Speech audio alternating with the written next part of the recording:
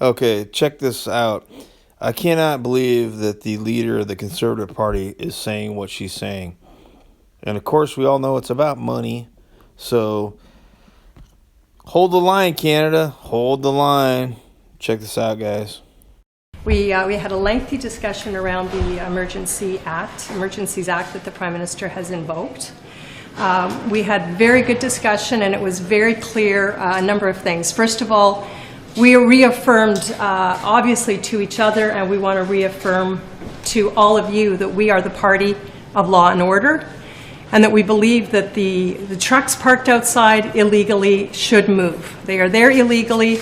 You cannot park on Wellington for days and days on end. That is illegal, and they need to move those trucks.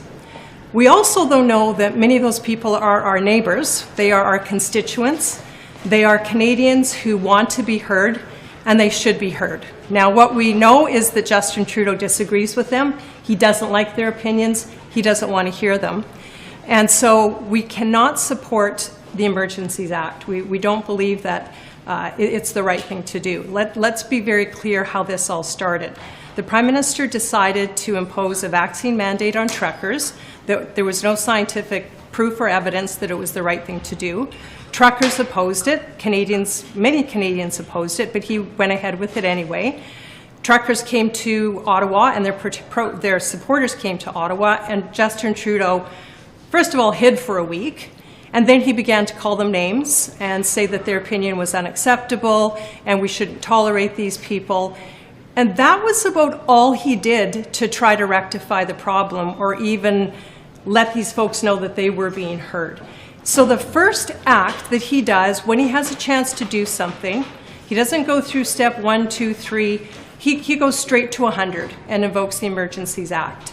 And at the same time, we're seeing borders clearing at Coutts, at Windsor, where I'm hearing in Manitoba, it's starting to clear. And so that it really begs the question why he would take this drastic action. There's a lot of questions we have, a lot of questions around what it means. For example, if someone donated to the protest maybe 3 or 4 weeks ago, will their bank account be frozen? Will their credit rating now be hampered? There's a lot of questions around the fiscal implications.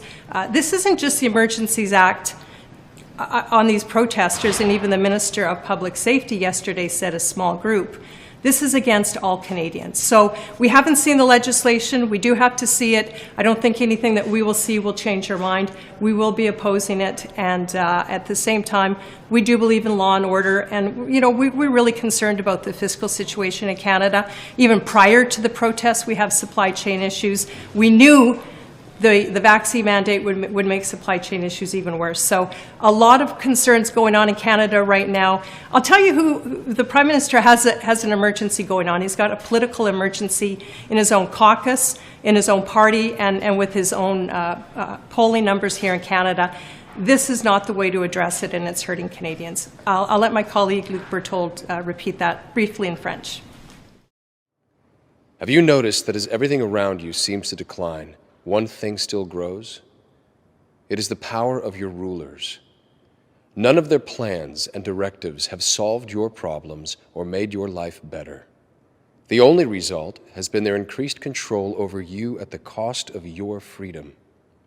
Do you know why? You gave them the power.